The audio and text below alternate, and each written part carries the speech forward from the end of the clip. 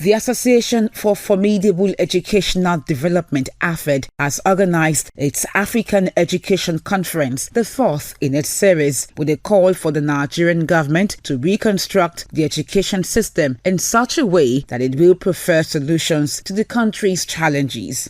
The conference theme, Reconstructing for Inclusivity and Purpose, for which you are gathered today, is designed to assess the impact of the entire Nigerian educational system, its content, and prefer workable contextual solutions where necessary to engineer improved productivity, which will in turn ensure qualitative education for any Nigerian child who has passed through any of our Nigerian schools. The Lagos State government, through its Teens Plus agenda, has made progress in the E-pillar of development, which stands for education and technology.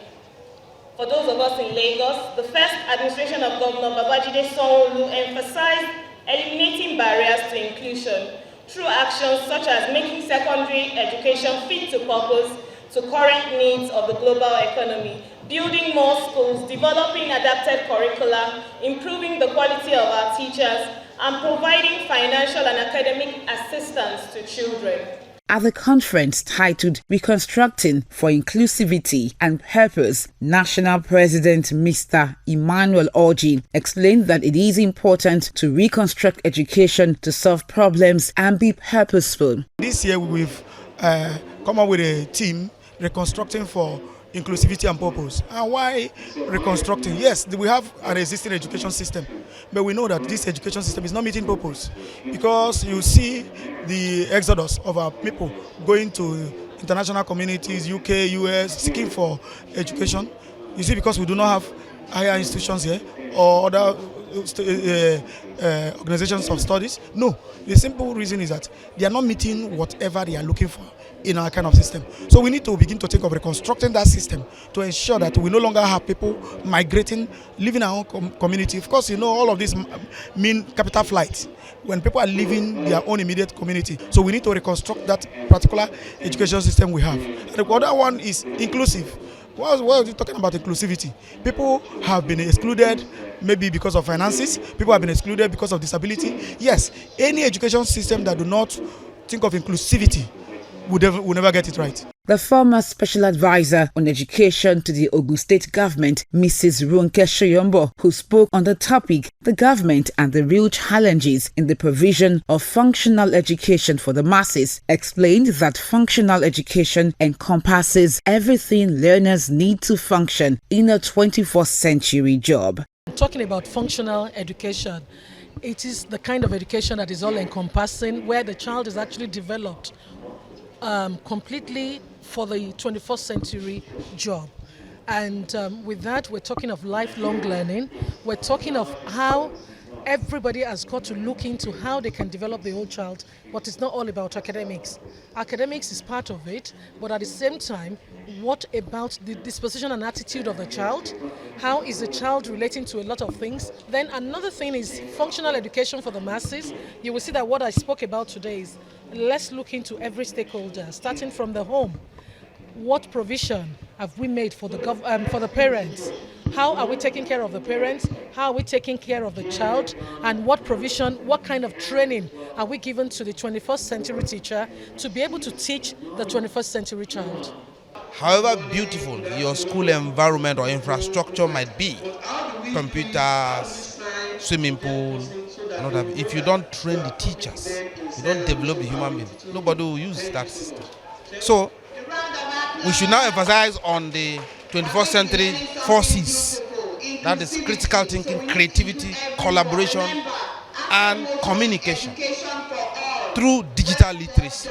Some speakers also emphasized the importance of collaboration among school owners in the Southwest region. For the people of Southwest, I think we appreciate them a lot for the gap AFED is filling in the economic sector of Nigeria, particularly in Southwest, where they are able to push schools in places where government schools are or where government schools are far. The community government schools are far from, so they are filling the gap.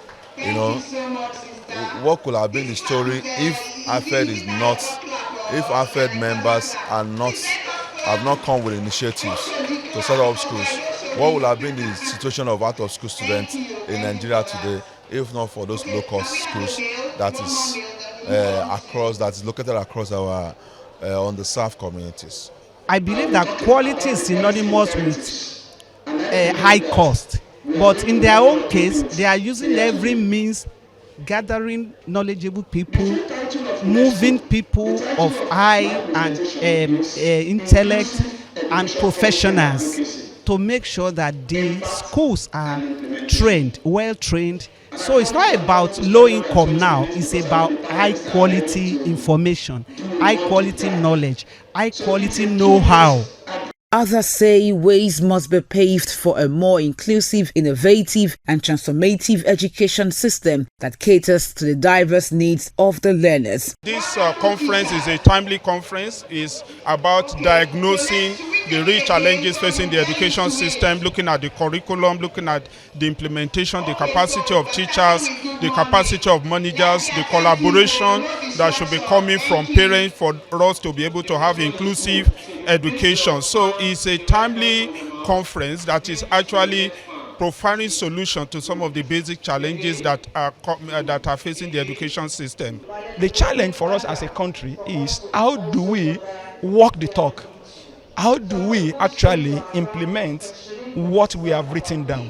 And also in terms of inclusiveness, one of the big challenges of tracking our out-of-school children population is actually how do we know the number of children that are actually in school if there are children that are attending local schools and their data are not with government. So that is why the challenge is to create a bridge between those who are educating those children and government so that the data of those they are educating is also made available. And then we have an inclusive system that allows those schools to register, you understand me, to be approved into the government net.